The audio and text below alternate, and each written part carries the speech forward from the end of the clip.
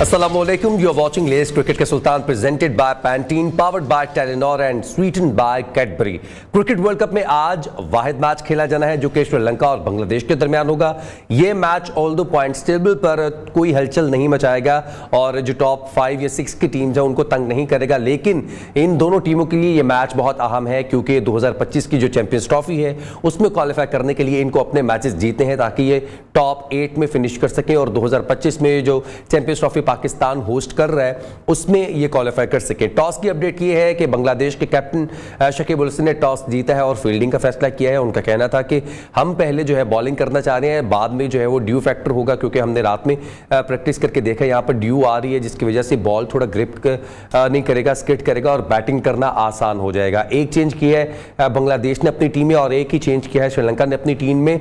ये 38वां मैच है, तकरीबन सिर्फ 10 मैचेस बाकी रह चुके हैं जिसके बाद ये फैसला हो जाएगा ये जो एक रोजा वर्ल्ड कप का चैंपियन कौन होने वाला है। मैं हूं आपका होस्ट फैजान अहमद भट्ट और मेरे साथ हैं फॉर्मर चीफ सेलेक्टर्स हारून रशीद साहब और फॉर्मर टेस्ट प्लेयर अब्दुर्रहमान भाई। अब्दुर्रहमान भाई, अभी हमने टॉस देख लिया, हारून भाई आपने भी टॉस देख लिया, एक चेंज किया गया और ये बात कि इससे टॉप 6 की टीम्स जो हैं जो कि अभी दौड़ में शामिल हैं सेमीफाइनल के लिए उस पर कोई फर्क नहीं पड़ने वाला है, लेकिन जो चैंपियंस ट्रॉफी के लिए क्वालिफिकेशन है वो बहुत आम है इन दोनों टीमों के लिए।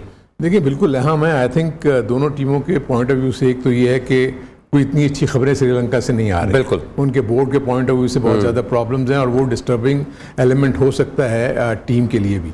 लेकिन दोनों टीमें इतना अच्छा नहीं खेल रही। अगर आप देखें कि इनकंसिस्टेंट हैं, कभी भी हमें बांग्लादेश को श्रीलंका ने सिर्फ 2 मैचेस जीते और एक मैच जीता बांग्लादेश ने। इसका मतलब ये है कि उनकी वो जो भी है, श्रीलंका को मुझे आइडिया है कि उनके जो इंजरी की वजह से बहुत ज़्यादा उनके प्लेयर्स बाहर रहे। इनफैक्ट बांग्लादेश को भी कुछ प्लेयरों की प्रॉब्लम्स हुई हैं, लेकिन आई थिंक जैसे भी आपने कहा कि चैंपियंस ट्रॉफी अब उनका मेन एम होना चाहिए कि हम किस तरीके से चैंपियंस ट्रॉफी में क्वालिफाई करें। अगर वो नहीं क्वालिफाई करेंगे तो चैंपियंस ट्रॉफी नहीं खेल सकेंगे।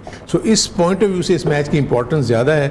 अब टॉस जीत के अगेन शाकिब ने जो है वो किया, लेकिन अभी तक मैं ये देख रहा हूँ कि बांग्लादेश ना बॉलिंग अच्छी कर रही है ना बैटिंग अच्छी कर रही है। तो इसलिए ये डिसीजन कि अगर वो कितने पे रिस्ट्रिक्ट करते हैं। दूसरी तरफ श्रीलंका की बैटिंग अच्छा कर रही है, उनकी बॉलिंग थोड़ी सी लास्ट मैच सिवाय उसके लेकिन जनरली बैटिंग अच्छी कर रही है इस वर्ल्ड कप में। मेंडेस हो गए या ना श्रीलंका है, सारे बैटिंग अच्छी कर रहे हैं। उनकी बॉलिंग थोड़ी सी वीक है।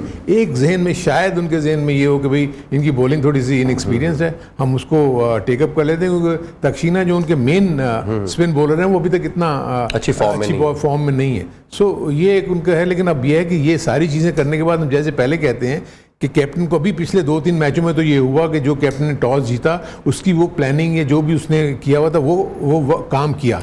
वेयर एज यहाँ आप देखना होगा कि ये आज शकीब ने टॉस जीता है तो अगर पहले फील्डिंग करके कितने उसमें रिस्ट्रिक्ट करते हैं उनको या आउट करते हैं, कोई ना कोई उनके जहन में हदफ होगा।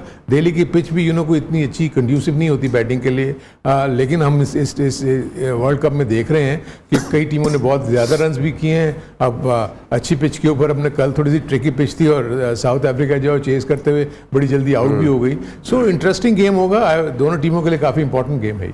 बांग्लादेश ने 7 मैचेस खेले हैं, सिर्फ एक मैच जीता है, वो भी अफगानिस्तान के खिलाफ उनका पहला मैच था जिसके बाद उम्मीदें थी कि they will do better in this world cup, लेकिन ऐसा नहीं हो सका। श्रीलंका ने सिर्फ 2 मैचेस जीते हैं। अब सिचुएशन ऐसी है जो आपको बताई कि चैंपियंस ट्रॉफी के लिए भी क्वालिफाई करना है, लेकिन श्रीलंका की जो उन्होंने बात बताई कि बैक ऑफ होम जो खबरें आ रही हैं बोर्ड को हटा दिया गया है क्योंकि लास्ट मैच में 55 पे आउट हो जाना, ये एक दफा नहीं हुआ। एशिया कप का फाइनल इंडिया के खिलाफ 50 पे आउट हो गए, अब 55 पे आउट हुआ और उससे पहले एक मैच खेला था 73 पर श्रीलंका की पूरी टीम पवेलियन लौट गई थी जिसकी वजह से अब उनको चेंज कर दिया गया, बोर्ड को तकरीबन कह रहे हैं कि फारिग कर दिया गया। अर्जुना रानाटुंगा जो है 1996 वर्ल्ड कप के जो विनर थे उस टीम के कैप्टन, उनको लाके बिठाया गया, लेकिन for the time period. Do you think कि इन चीज़ों से फर्क पड़ता है आने वाले वक्त में, क्योंकि अब ये वर्ल्ड कप तो नियरली उनके लिए ख़त्म हो चुका है? सबसे पहले तो Ranatunga one of the finest captain and player, उनके आने से फ़र्क तो ज़रूर पड़ेगा। उससे पहले जितनी मैनेजमेंट है उसका रिजल्ट, तो जब ऐसे रिजल्ट आते हैं फिजान तो हर चीज़ धर्म भरम हो जाती है। सेकंड क्वेश्चन ये होता है कि इन सारी चीज़ों के बाद अगर इनसे अच्छा बैकअप है तो फिर आप उस चीज़ को ज़रूर चेंज करें प्लेयर्स वाइज। अगर मैनेजमेंट अच्छी नहीं है तो फिर एक डिफरेंट है कि वो अपनी लाइकिंग डिसलाइकिंग पे कुछ प्लेयर्स को इन कर देते हैं।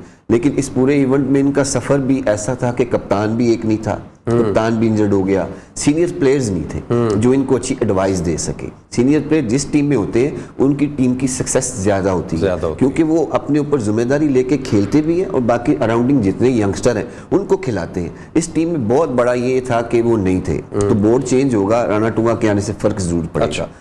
वो बहुत अच्छी सोच रखता है, उनकी क्रिकेटिंग माइंड बहुत अच्छा है। एग्जैक्टली, तो जब क्रिकेटिंग माइंड आता है तो फिर उनके जितने भी ओल्ड कलीग्स होंगे या यंग होंगे फिर उनसे मशवरात करके आप टीम को अच्छा बना सकते हैं।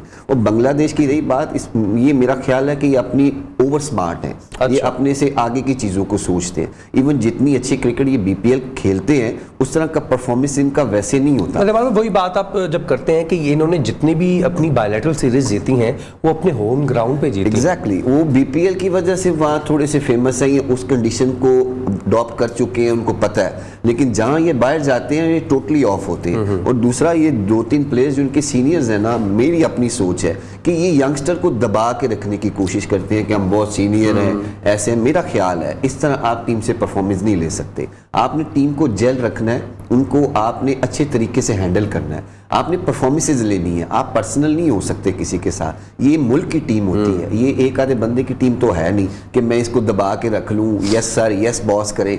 तो यस बॉस के लिए ऑफिस होता है, सीट पे बैठो, पॉइंट कर लिए। 2019 में जो सबसे ज्यादा लीडिंग रन स्कोरर थे बांग्लादेश के जानिब से तमीम इकबाल थे, उन्होंने अपनी रिटायरमेंट दी। रिटायरमेंट जो है वो वापस ली गई, लेकिन फिर भी उनको टीम में शामिल नहीं किया गया और ओपनिंग डिपार्टमेंट में हमें जो है ना गड़बड़ नजर आ रही है बांग्लादेश के। ऑब्वियसली जब आप इतने प्लेयर्स को वैल्यू नहीं देंगे जितने इतने मैचेस आपको जिताए हैं और इतना सीनियर प्लेयर है और वो आपको मैच विनिंग प्लेयर है, आप उसको ड्रॉप करके अपनी पसंद के बंदों को ले आएंगे तो फिर रिजल्ट भी ऐसा ही होगा। आप देखिए 7 गेमों में 8 गेमों में 1 मैच जीते हैं, तो इसका मतलब है कि आपने टीम ही गलत पिक की हुई है, तो उसका रिजल्ट भी होना तो चाहिए। इनका बोर्ड भी उठ जाना चाहिए इनमें भी मुझे लगता है कि बीपीएल की वजह से इनमें बहुत ज्यादा क्या कहते हैं उसको मैं आ जाती है कि हमने बहुत कुछ कर लिया है दुनिया में, हमने बड़ा कंट्रोल कर लिया, पर ऐसा लीग बना ली हमने, लोग आ रहे हैं खेल रहे हैं। अगर आपने लीग बनाई है तो फिर लीग से आपके प्लेयर्स आने चाहिए।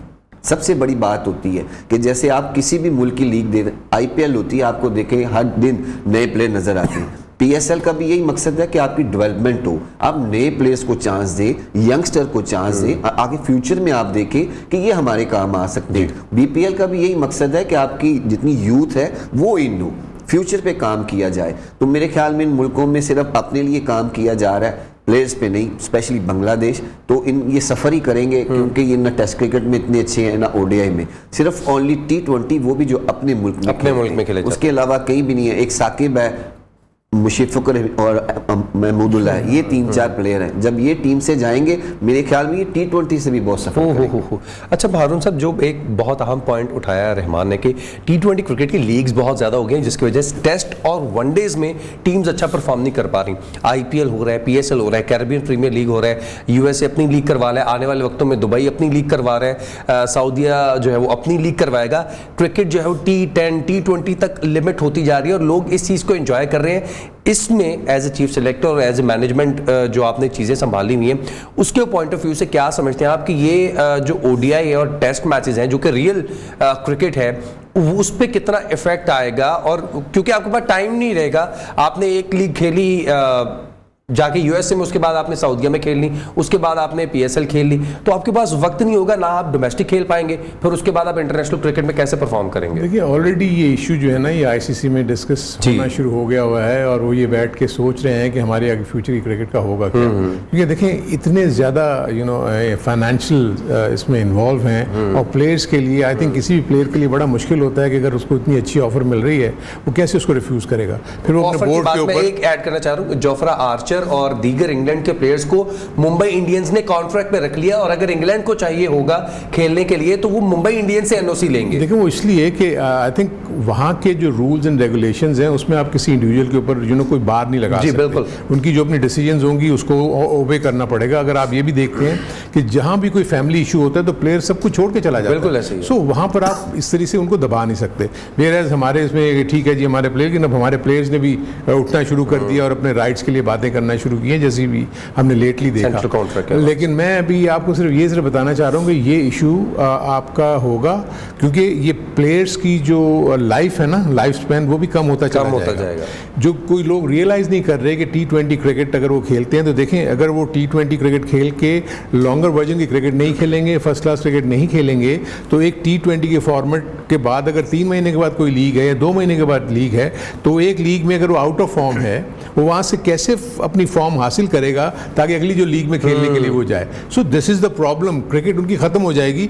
बहुत ज़्यादा ऐसे क्रिकेटर्स हमने देखे हैं जिन्होंने अपनी सारी रिटायरमेंट लेने के बाद वो T20 क्रिकेट में आए, 1 साल 2 साल के बाद उनका नाम ही कहीं नहीं है। बड़े बड़े नाम ले लें आप, डिविलियर्स ने देखे ना अपना इंटरनेशनल करियर छोड़ दिया, और 2-4 और क्रिकेटर्स हैं उन्होंने इंटरनेशनल करियर छोड़ के T20 लीग्स में आए 1 से 2 साल। मैकलम सबसे बड़ी मिसाल वो भी है कि उन्होंने 1 साल 2 साल खेली, उसके बाद वो गायब हो गए। सो ये इशू आपको डेफिनेटली है। लेकिन अभी जो रहमान एक बात कर रहे थे ना बांग्लादेश के पॉइंट ऑफ व्यू से, मेरे अपने नज़दीक बांग्लादेश ने ह्यूज इन्वेस्टमेंट की है अपनी डोमेस्टिक क्रिकेट के ऊपर। उन्होंने ज़बरदस्त किस्म की अकेडमीज बनाई हैं, बड़े बड़े कोचेज उन्होंने हायर किए हैं। इस वजह से प्रॉब्लम मुझे जो ये हैरानगी ये हो रही है कि उनके प्लेयर्स, जो यंग प्लेयर्स, आके कॉम्प्लीमेंट नहीं कर रहे अपने सीनियर प्लेयर्स को। This is the only problem. अभी भी हम महमूदुल्लाह की बात कर रहे हैं, अभी भी हम मुशफिकुर रहीम की बात कर रहे हैं, शकीबुल हसन की बात, और तमीम इकबाल की। देखें, इसलिए कि नीचे वाले प्लेयर्स ने आके, उनका भी मुझे लगता है कि जो फर्स्ट क्लास का स्ट्रक्चर है, मे भी उसमें इतनी ज़्यादा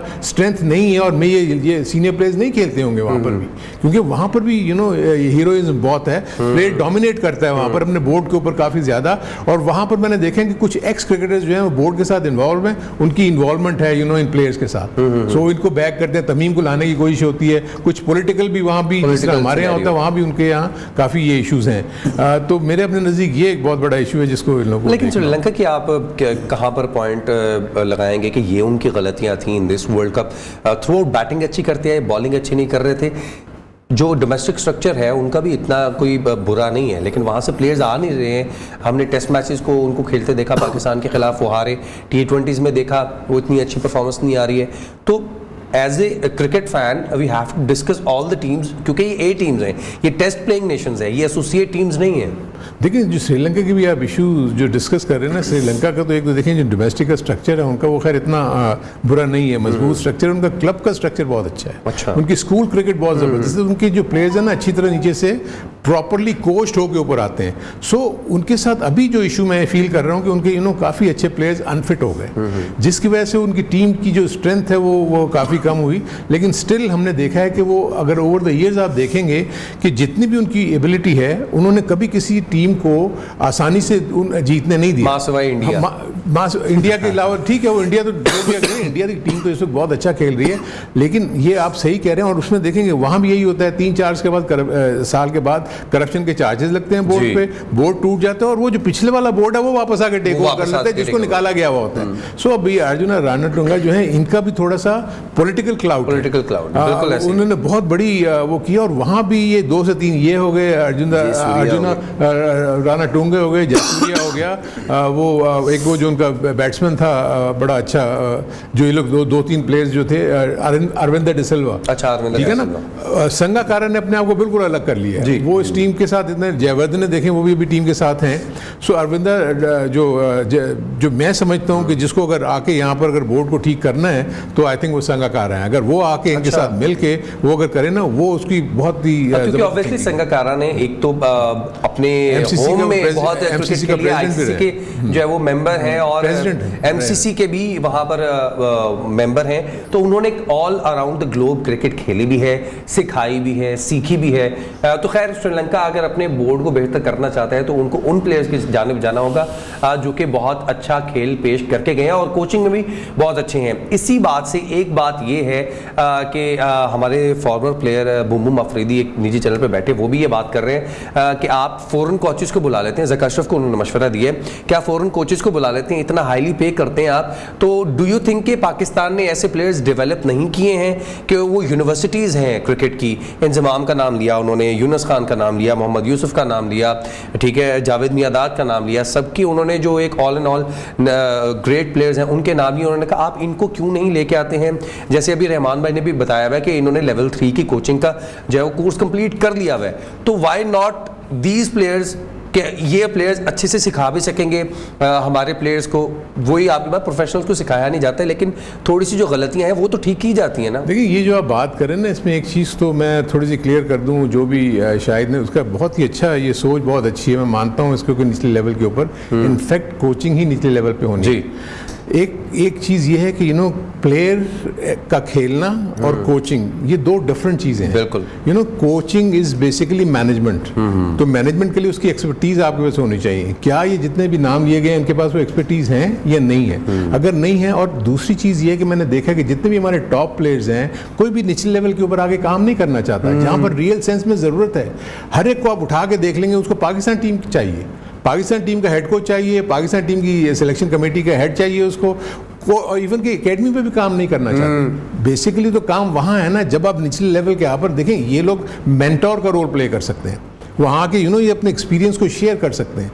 और उसके बाद अगर ये लोग इतने अच्छे हैं तो व्हाई नॉट ये नेट मैनेजमेंट जो है उसकी थोड़े से वो करें। आपके जो ये लेवल कोर्सेज जैसे किए हुए हैं इसने, रहमान ने, और भी कुछ प्लेयर्स हैं, लेकिन हमारे टॉप प्लेयर्स ये कोचिंग कोर्सेज को मानते ही नहीं है। सबसे पहली बात तो ये है, वो कहते हैं कि जी ये कोई कुछ नहीं होता है, हमें इतना एक्सपीरियंस है, हमें पता है। हालांकि अभी कुछ लोगों ने शुरू किया, यूनुस ने कोर्सेज किए हैं, इवन मिसबा को भी अभी उन्होंने बताया था। हाँ, मिसबा ने शायद 18 टेस्ट प्लेयर थे। अच्छा, रहमान भाई, ये सवाल आपसे, जैसे उन्होंने शायद भाई ने कहा कि तमाम जो प्लेयर्स होने चाहिए, लेकिन हारून साहब का पॉइंट बिल्कुल ठीक है कि आपके जो ग्रेट प्लेयर्स हैं वो जहां पर कोचिंग की जरूरत है वहां नहीं जा पा रहे। इसकी अहम मिसाल एक ये है कि हमारे नेबर कंट्री में राहुल द्रविड़ ने सबसे पहले शुरू कहा किया अपनी, उन्होंने निचले लेवल से स्टार्ट किया, अंडर 19 क्रिकेट को कोच किया, या उसके बाद वो जो है ना एक टीम के पास आए, ए टीम के पास। अब अंडर 19 में जो प्लेयर्स थे, आप उनके नाम ले लें, वो आज जो है ना इंटरनेशनल क्रिकेट खेल रहे हैं। श्रेयस अय्यर हो गए, शुभमन गिल हो गए, शार्दुल ठाकुर हो गए, संजू सैमसन हो गए, दीगर प्लेयर्स, एक पूरी लॉट जो है वो अंडर 19 से अपने साथ डेवलप करके आगे लेकर आए हैं। तो व्हाई नॉट दीज प्लेयर्स जिनके नाम दिए गए हैं, आप नीचे जाएं, अंडर 19 में प्लेयर्स को डेवलप करें और उनको ऊपर लेके आए। बड़ा अच्छा वैलिड पॉइंट है। मैंने खुद भी इस पर बड़ी डिस्कस की है। मैं 6 माह अंडर 19 का सिलेक्टर और अंडर 16 का इन चीज़ों में मैंने काम किया है। तो मेरी भी उनसे यही थी कि मुझे एकेडमी, जैसे हारून भाई ने कहा कि कोई एकेडमी काम नहीं करना चाहता, मैंने उन्हें ज़रूर ये एडवाइस दी थी कि मुझे एकेडमी में जितने आपके स्पिन डिपार्टमेंट की चीज़ें हैं वो मेरे स्पुर्द कर दें। आपके पास बहुत सारी लॉट है, मैंने पूरा पाकिस्तान भी घूम के उसमें से स्पिनर्स देखे हैं, लेकिन इनके कैंप्स नहीं लगते। कैंप्स नहीं लगते। जैसे हारून भाई कह रहे हैं, पहले एकेडमीज लगती थी, उनमें प्लेयर्स के 2-2, 3-3 माह के कैंप्स लगते थे, आप उनको तैयार करते थे, फिर आपकी फर्स्ट क्लास और आपकी अंडर 19 पाकिस्तान ए के लिए वो प्लेयर आहिस्ता आहिस्ता आप उनको जिधर जिधर भेजना चाहते हैं वहां भेजते, वो अवेलेबल होते, बिजी रखते थे, आप क्रिकेट खेलते रहे और अपने आप को पॉलिश करते थे, फौरन अवेलेबल होते थे। अब क्या है कि व्हाइट बॉल की वजह से आपका कैंप ही नहीं लगता, अगर लगता है तो 2-4 दिन, ज्यादा से ज्यादा 10 दिन, और उसमें भी वो लोग हैं कि जिनको स्पिन का खुद ही नहीं पता।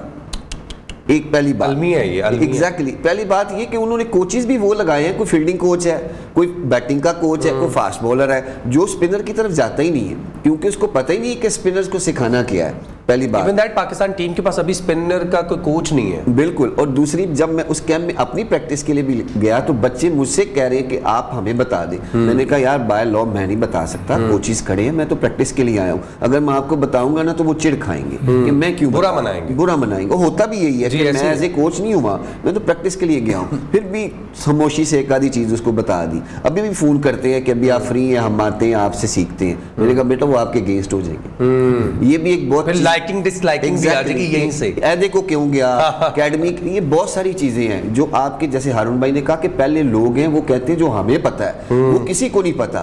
यार ठीक है, आपको पता है, हम रिस्पेक्ट करते हैं उस चीज की, लेकिन कुछ ऐसी चीजें हैं जो आपके इल्म में नहीं है, जो मॉडर्न डेज की हैं, जो हमने खेल के भी मॉडर्न डेज में सीखी हैं, वो शायद आपके नॉलेज में नहीं है। उसके बाद जो हमने क्रिकेट के लेवल किए हैं उसमें जो चीजें बताते हैं वो हमें भी समटाइम नहीं थी पता, हमने उसको पढ़ के, उसको लिख के, उसके इम्तिहानात दिए, फिर उसको हासिल किया है। तो मैं भी यही चाहता हूं कि इनके साथ जिनको नॉलेज है उनको लगाया जाए। बहुत सारे बच्चे हैं जो एक टूर पे जाते हैं, मैं नाम भी ले लूंगा, 1-2 बच्चे नाम मैं चाहता हूँ आप ब्रेक के बाद ले। और अब्दुर्रहमान साहब की जो बात का लुब्बे लुबाब है वो ये है कि जिसका काम उसी को साझे। एक ब्रेक लेते हैं, उसके बाद वापस आते हैं। स्टे ट्यून्ड, क्रिकेट का सुल्तान।